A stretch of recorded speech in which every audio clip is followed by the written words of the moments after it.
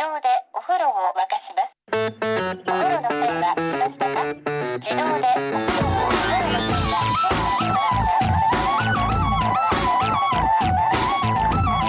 Hello and welcome to another episode of No Such Thing as a Fish, a weekly podcast coming to you from the QI offices in Covent Garden. My name is Dan Schreiber, and I'm sitting here with James Harkin, Anna Chazinski, and Andrew Hunter-Murray.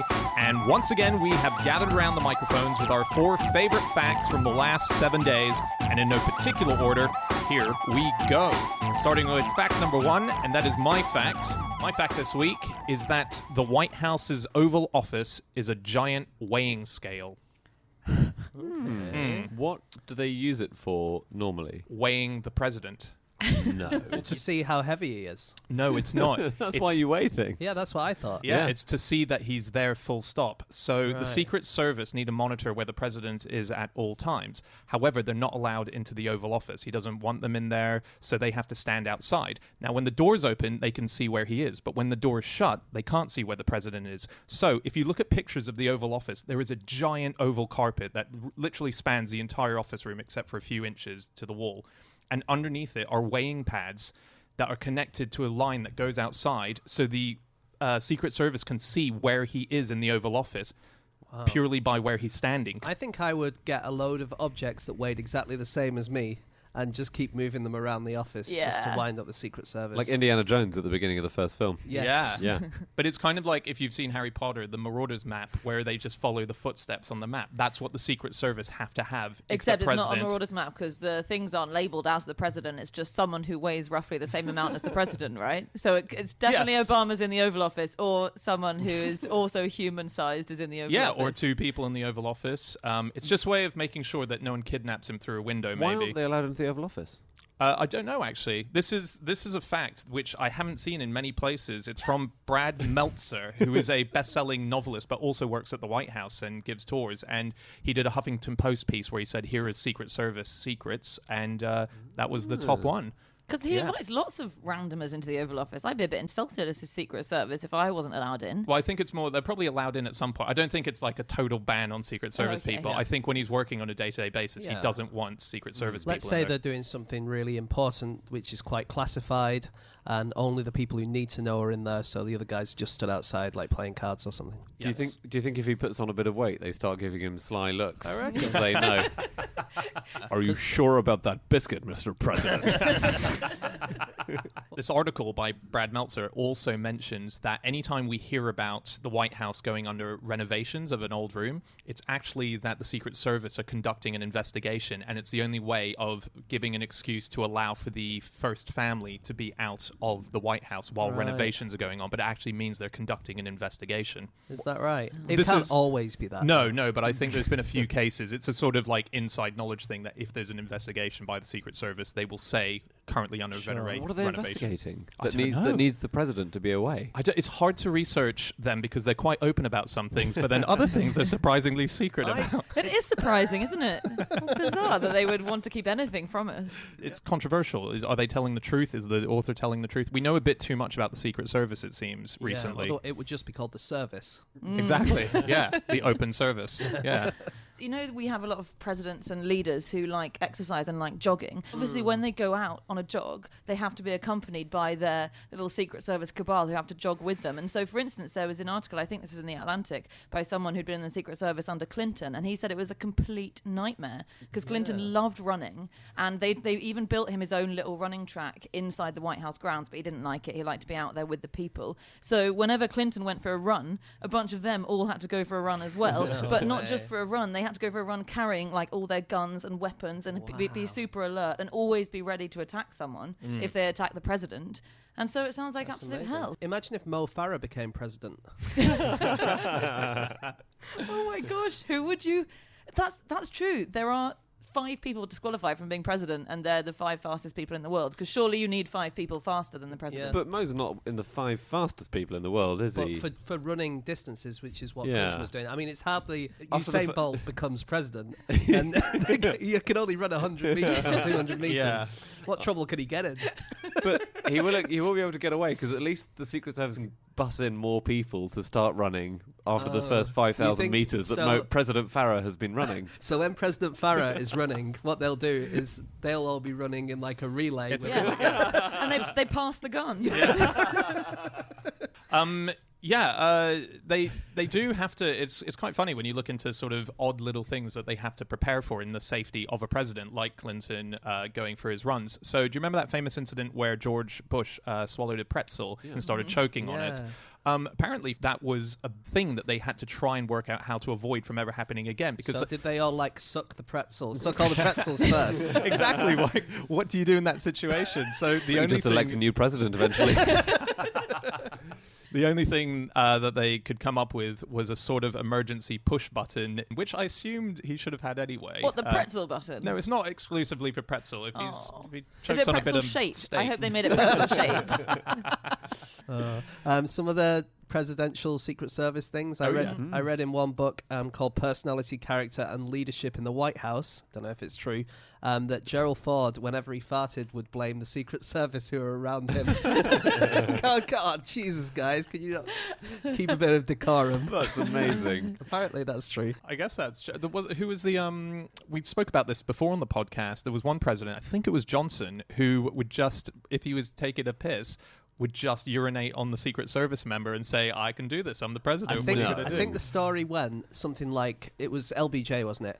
And I think what happened was he went for a piss on the side of the road when they were driving somewhere, and they kind of did like a human wall around him. And then there's like a gust of wind, and it blew the pee onto one of the Oh, guys. so he And he didn't said, intentionally. "Excuse me, Mr. President, you're peeing on me." And he said, "Well, it's my prerogative to do that." I think that's what the story is, anyway. Okay. It makes that's him good. slightly less unpleasant than deliberately weeing on his... Yes. Every time he needs to, he calls one of them into the office. There was an assassination attempt that was made on Ronald Reagan, and it was made by John Hinckley Jr. And one of the Secret Service guys, a guy called Jerry Parr, is the guy who got Ronald Reagan into the limousine and got him off to and noticed that blood was coming out of his mouth and said, "We need to get to the hospital right now." So he's said to have saved Ronald Reagan's life.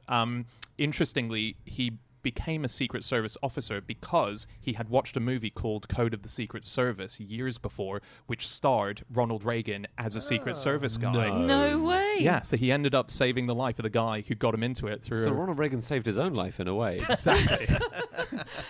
Wow. True. That's incredible. Yeah, That's isn't that really amazing? cool. That'd make a good movie in itself, wouldn't it? Yeah.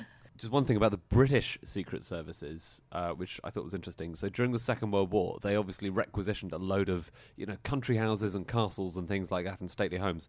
And one place they had was in Scotland. It was called Inverlair Lodge, and it was used for spies who weren't good enough to spy, but had already learned too much secret information to be allowed to leave.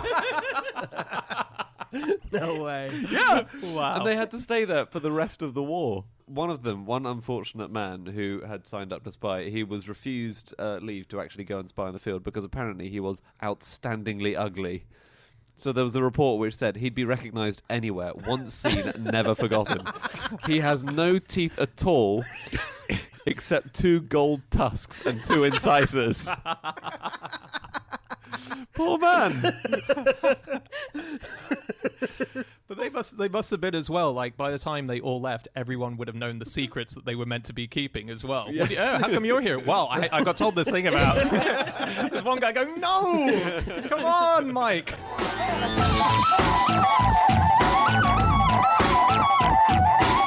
Okay, it is time for fact number 2, and that is James. Okay, my fact this week is that because male bumblebees rely on sight to find females, they sometimes find themselves chasing after aeroplanes. So presumably their eyesight is not very good. Well, it's good. It's good for an insect, but it's not good for like an eagle. Oh, okay. Let's say. Bumblebees do have kind of good eyesight, as in they can see lots of colours. Yeah. People didn't realize they could see colors, and then Carl Frisch, is it called? That guy who worked out that they did the waggle dance. He's quite a famous scientist. Oh, yeah, he got a Nobel Prize for that, didn't he? Yeah, and he did an experiment where he proved that they could see colors by getting loads of grey like grey card and then one coloured card, and always put the food on the coloured one. They could always tell where it was. So they do have colour sight. So are you saying we need to stop painting our aeroplane stripy black and yellow? Well, there is Why do we do a that? stripy black and yellow airplane, and it is the smallest airplane that has flown. Is it the size of a bee? It's called the Bumblebee. It's a bit bigger. Is It's 8 foot 10 inches in length, and the wingspan is 5'6", and it's tiny. It fits only one person. So small. Yeah. It's a biplane as well. Yeah. It does not look like it should get off the ground. It doesn't. The wings are so small that you shouldn't think it has enough lift. It Wow. looks like your car has just had some wings, and not even as big as your car because it fits 5 people in a car. This is my arm span. It's 6 inches shorter than my arm span across the whole plane, And wingtip yet, to wingtip. Looking at that, despite the fact that that's black and yellow and is the smallest plane, I still think bees are idiots if they look at something that size and think it's genuinely a bee. Do they chase after the plane once it's in flight, or is there a lot of bees at Heathrow? It's in flight. So I got this from a newsletter of the Bee Conservation Society. It's all about how bees how male bees find the queens, and there are different ways of doing it. One way that they do it is by load of males kind of leave their smells around in a certain area, their pheromones, and they kind of do it as a gang, and they put loads and loads of stuff around, and then the queen just smells tons and tons of males and then goes down, and then they mate that way. And another way is by kind of chasing after a female. So they'll see one in flight and they'll chase after the female. And even though their eyesight is kind of good for insects, it's not quite that good. And so if they see something which is small looking but actually is far away and is flying, then they can sometimes, according to this newsletter, mistake it for an aeroplane. And do we know how far they get towards the plane before they realise their mistake, and then they have to casually turn around as though they weren't chasing? You mean like when you're trying to get onto a tube train and it goes away and you pretend you weren't bothered getting Or do they think that there's just certain female bees out there or male bees that are extremely fast? Like, man, she was like President Usain Bolt of the bees. No, it didn't go that far into the psychology of the bee. Okay. That makes more sense that it's at a distance, though. Yeah. I sort of can forgive the bee slightly. I Yeah. think a plane looks like a bee from far away. Yeah. Sorry, just one more thing on the colours that bees can see. They can't really see red. But they can see things that are further in the spectrum, so they can see like ultraviolet. They can see a little bit of yellow and orange. They can see blue. They can see violet, and they can see another colour which I saw on a website was called bee purple. And bee purple is a colour that we can't see, which is like a combination of yellow and ultraviolet. Really? Wow. That That's sounds so really cool. doesn't it? Yeah. How do we know they can see it? Have they done paintings and there's just these big blank spots? I don't know. I think you can, if you know the wavelength that something gives off, you can know that there is a colour there even if you can't see it. Yeah, I okay. suppose that must So be they it. can tell that it's a sort of purpley-ish in the spectrum Yeah. area. Okay. That's so cool. Yeah. I didn't think you could mix normal colours with ultraviolet as well. I guess didn't it's think a that, spectrum. but it makes sense that you can, doesn't it? Yeah. I don't know. Would it makes me think that as you mixed it, the colour would gradually disappear because we can't see stuff in the ultraviolet spectrum. So it would start. It would be like putting an invisibility cloak on. Manufacturers of invisibility cloaks should take note. I imagine that it doesn't quite work like that. Yeah. No, I think this is absolutely right. See? I'm not the only one that gets slammed for my Harry Potter references not being right. Do we know if there's anything in our day-to-day life that is actually that bee purple, but we obviously just see it as purple? Well, there are plants which have colours that if you shine a UV light on them, you can see that they glow in a certain way that you can't see as humans, but bees presumably can see because they point towards the centre of the plant. So they're pointing the bee to the centre of the plant, but if you or I were to look at it, we would never see those arrows. Okay. But we would see it as a different colour. We wouldn't see it as nothing. Yes, We would just exactly. see Yeah, it wouldn't as be a- invisible. Yeah. You know that bees aren't the only things that make honey? I did not know this. No, Really? no. Wasps. Some wasps make honey. Do they? Yeah. There's a particular species of it called the Brachygastra mellificata, and apparently you can even eat that wasp's honey, but I don't think it's farmed because it's quite hard to breed wasps. I don't know why it's not farmed. A single pound of clover honey requires 8.7 million flowers to be manufactured. 8.7 million flowers for 1 pound of clover oh my honey. God, I go through so much honey.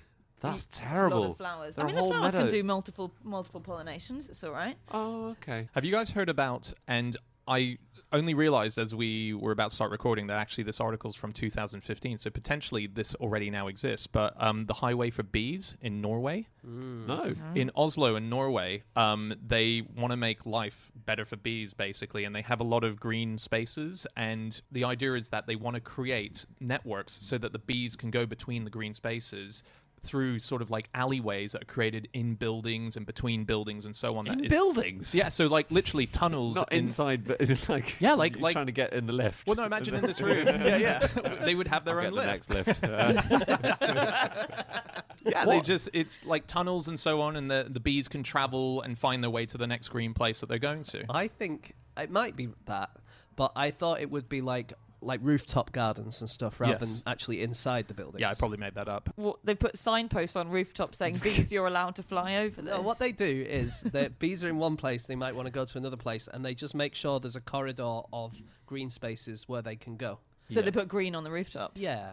And flowers that they like and things Yeah. like this. Because you can Lovely. make your garden really bee-friendly. There are all these specific flowers that you can grow, and you guarantee bees. And London is basically covered in bees. Yeah. It's true. Basically. Yeah. When you say basically, you mean not. So many rooftops. Do you mean the hipster beehives in Shoreditch? Is that No, what I you're mean talking the about? Royal Festival Hall has a beehive on Oh, top yeah. of it. Harrods has a beehive on top of it, and there's one specific London beekeeper who goes to all of these different places. And does he do parkour? And just jump from one to the other?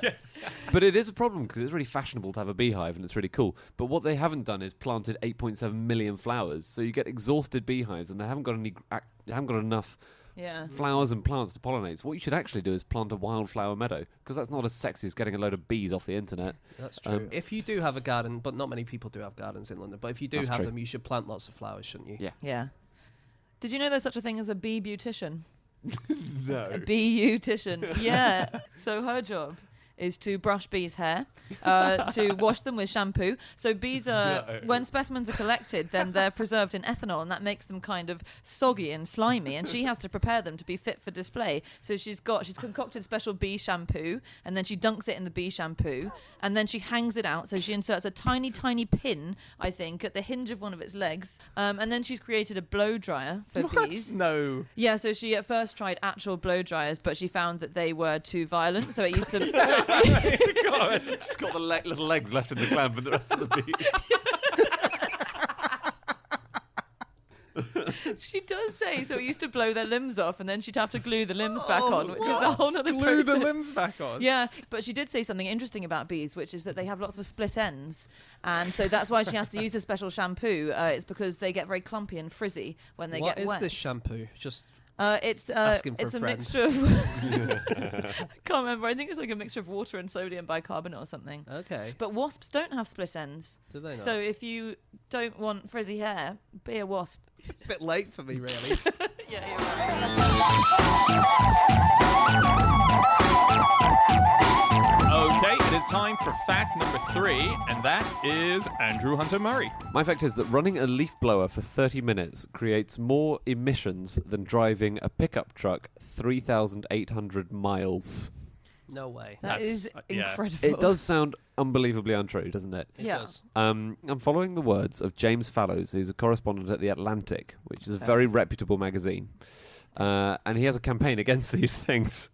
Well, I guess if you were pro them, you wouldn't work out the emissions. What he says is that about a third of the petrol they use, because they use petrol or gas in America, is vomited out in aerosol form. Right, and that gets mixed in with like tiny particles of oil in the exhaust, in the droplets.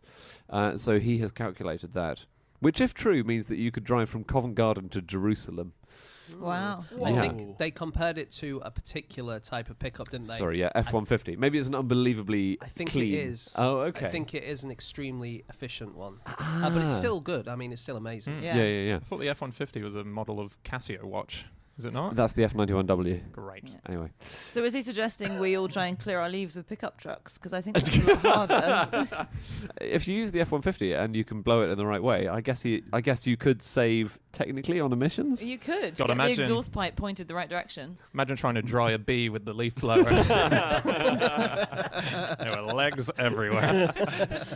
Yeah, so I mean, people really hate these things. Yeah, Leaf they're blowers. horrible. Yeah. I think they make the most disgusting noise and they should Do all they? be banned. I genuinely do think that. They're very, very, very loud.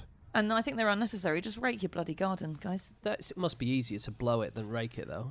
But also, you're blowing it into someone else's spot, aren't you? Are you? Or do you blow it into No. a pile? I think you blow it into a pile. Blow it into a pile. Okay. I've got leaves all over my bloody garden at the moment. I would kill for a blower. Your garden's small. I Yeah, don't mean but- to be rude. That is quite rude. It's but all I'm saying is it's eminently rakeable. You couldn't fit a pickup truck in your garden. I think kill for a blower is the most rude thing in that sentence by a long mile. oh dear. Yeah, but I can see that they are. I think my neighbours have got one. They are pretty loud. You would, Wow. if your neighbours have got one, you will definitely know about Well, it. there is a big loud noise coming from my neighbours every now and then in the autumn. That's what it is. You don't want to pry. Well, it could be that. It sounds a bit like an aeroplane taking off. Is that what they sound like? They Unless do. do they have an airstrip in their garden? Yes. Oh no, it's a bee.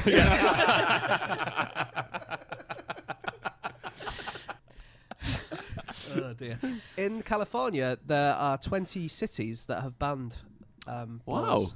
Yeah, I was reading an article by the Kendall family, who are from California, are in a state that where they want to get it banned, and they were pointing out that the reason it's so annoying, and this definitely does ring true, is that compared to a lawnmower, which can be as loud but operates at the same kind of frequency and volume the whole time, leaf blowers really go up and down, don't they? So you can't predict it, so you're constantly being shocked by its volume increases and decreases. That's very interesting. That's what stresses you out. How long have we had leaf blowers, by the way? Does anyone know? Since about the 50s or 60s? Yeah, 50s. Yeah. Except in Japan in the 19th century, we know that they used like bellows that you use for a fire as leaf blowers. Were they?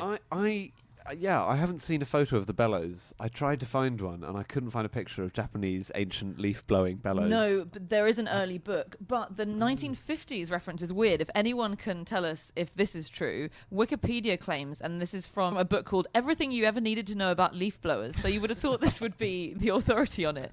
But this claims it was invented by a guy called Dom Quinto, who originally designed it in the 1950s as an agricultural sprayer. But people were taking out the spraying device and just using it to blow their leaves. And Right.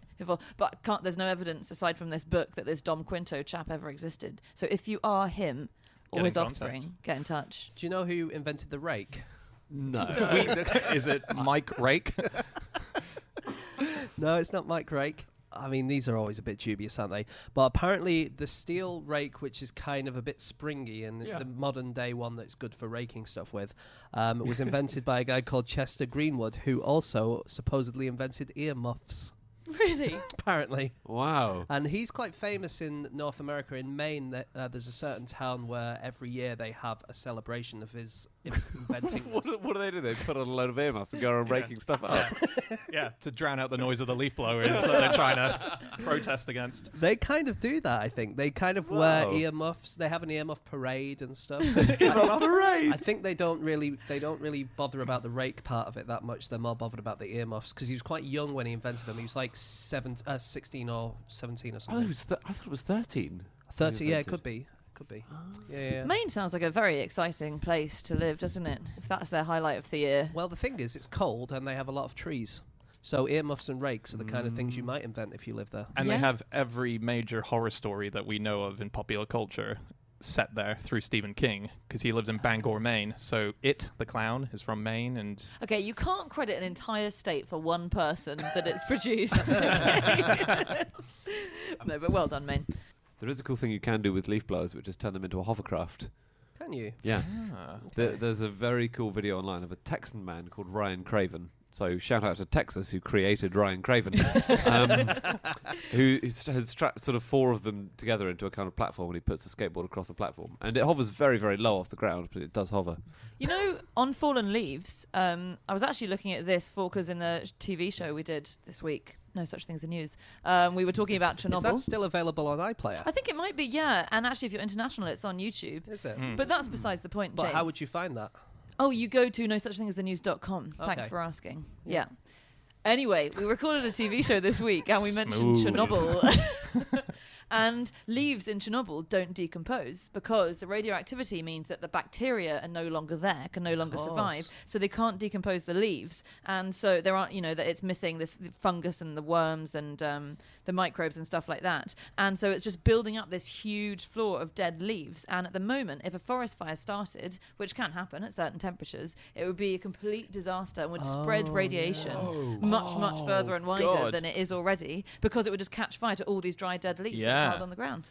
That's like in Australia, a sort of Aussie non-nuclear version of that is the eucalyptus tree, because their leaves, when they drop off the tree, they have a kind of sort of what's called like a toxic napalm thing about them, in that they're too hard to break down for all the insects and animals. So they sit there dry as hell, and if a forest fire starts and it hits a eucalyptus patch, that will just go massively up in flames. It's just sitting there waiting to be caught on fire. And this must be because a eucalyptus tree is one of the trees that love being set on fire, 'cause that's how they spread their seeds. Yes, they love to be set on fire. They sort of have an inner tree waiting to break out of the bigger tree, and forest fires is what brings that to I happen. think they're pretty much ambivalent about the whole thing, really.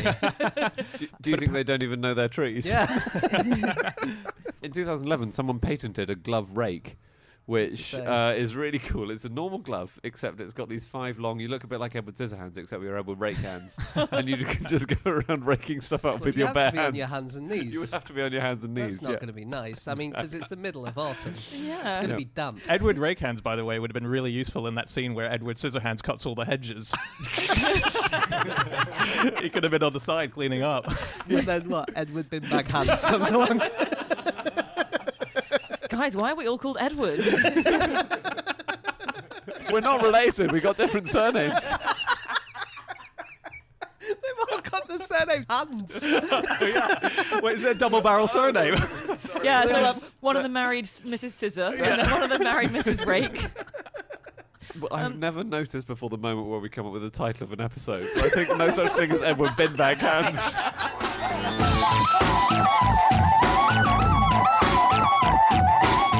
Okay, it is time to move on to our final fact of the show, and that is Chazinski. Yes, my fact is that early humans had spiky penises. That is insane. How early? I actually couldn't believe just About a couple of weeks ago. 6:30 this morning. No, this was a study on human genes that was done in 2011, and it found that about 700,000 years ago, so before our common ancestors split into modern humans and Neanderthals, then we have the gene that carries penis spines, and then that gene seems to have been deleted when we evolved into what modern humans today. But lots of other, almost all other primates still have penis spines.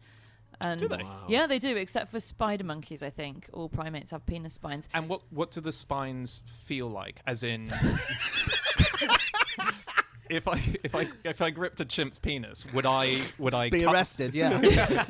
Would I cut my hands? Would the palms of my hands be sliced? The ones on primates, I think, are more bumpy. And some animals have really spiky spines, like cats, I think, do. But I think they're more like lumps, a little slightly blunt spikes. You've never seen the film Edward Scissorpenis, have you? So just to go into quickly the reason that that men might have had spiky penises in the past, we're not totally sure about it, but we think it might be because what it can do is it can help clear out rival sperm from a female vagina. So if you get the spikes in, then as it's sort of retracting, they scrape the edge of a vagina and they'll bring out any sperm that's been left in there by someone else, and they can break through a little sperm sac and break it open to make the sperm. That's true of be some released. animals, isn't it? I think dragonflies have like spade-shaped penises that they do Yeah. that with. It must be really hard to study the evolution of human penises, because the No- lack of bone no means bone. that how can you just there's nothing. So ironic. All Well, boner, it's- no bone. All bone or no bone. That's my, Sounds like you've said that a few times. I've got to change my strapline on a lot of dating sites now. We might have had a bone. must stop saying we in reference to our penises. Men might have had a bone, we don't know, but other primates do have a penile bone, I think, don't they? And it has a lot of advantages having a bone there, because it means you can push it out much quicker than having to wait for the blood to engorge it. It's just flip right out, and it can stay out for longer. I think Richard Dawkins As one. Richard Dawkins in The Selfish Gene wrote that the advantage of humans not having this is that it having to get blood flowing in there shows that you've got like a healthy blood flow, is kind of a sign of good health. So women are more attracted to it. So that might be why men have evolved to have penises without the bone, because it's harder to get it blown up. I've heard, in place of the bone, there is a new thing that they're testing out, which is a metal rod. So some men could now have a metal rod inside their penis. And the idea is it's done. Do you remember where it's done, Andy? In hospitals mostly. But, if it's being offered to you in a bar, you should be very careful. So the idea is that this is for people suffering from erectile dysfunction, and if they've gone through various courses, they're going to then say on health services or whatever, they will say you can have this. And the idea is that it's a little metal rod inside, but when you want an erection, you can press a button like a remote control, and it preheats this metal bar to a heat point where it expands within you. You are never going to get on a flight, are you? I mean, it's just not going to happen. That's true. Every single time you're going to set it off, they're going to get that paddle thing. They're going to go up and down your body and get to the rod. Yeah. What, and you think you just go, never mind, I'm going home. Doesn't matter. I think that would happen, Yeah. The other thing is you can get a bit of cartilage put in there if you have erectile problems, and then you have to just kind of maneuver the penis into position. So it's kind of permanently erect from that point. Really? That's in Mary Roach's book, Bonk, which is about science and sex, and it's an amazing book. Oh, it's an incredible book, yeah. So this is partly about how males of various species manage to get rid of competition, because the spines are often used to scrape other sperm out of the vagina. Yeah. And so I was looking at other ways that you get rid of the competition, and one is that in mice, sperm club together as a group to beat rival sperm. It's exactly like West Side Story. yeah. The jets and the sperms. It's exactly like in a cycling race, which James will know more about, where they move faster if they move as a group, so they can tell if they're the sperm that belong to the same person, and all the sperm that belong to that person get together, and all the sperm that belong to another person get together. This is in these mice, inside this female mouse. Yeah. And so they, as a group, they move much faster than they do individually. What's that called? It's like the updraft. Peloton effect. It's a peloton. It's the peloton of sperm. Yeah. Wow. And then when they get near the finish line, suddenly they all start competing Someone breaks with each away. other. Yeah. And then the Mark Cavendish sperm wins. Exactly. Yeah. So they're just programmed. It will be smell or no. What is it? How do they know this? How can they How tell? can they group to know together? they're just a cell. Yeah. Yeah. Well, cells can be programmed to do things. So I imagine it must be that. It's inside the DNA of the cell that has instructions of what it should do. It makes the tails wag. Yeah. You're and right, also, though. that if they have their specific rendition of "Keep Cool" from West Side Story, then they can tell and they'll flock. Which is the best song to sing for a sperm, because you do need to keep lower than the ambient temperature of the body. Yeah, it's weird that they weren't the lyrics in the original West Side Story, actually.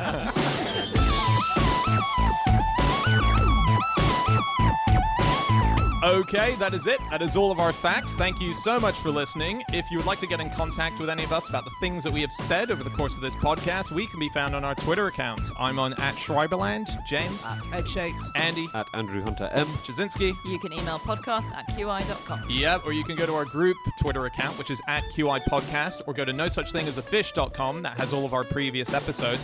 Also, you can go to nosuchthingasthenews.com, which has all of the episodes from our recent TV series in which we dissect the most interesting news from the last 7 days. All right, that's it, guys. We will be back again next week with another episode. Goodbye.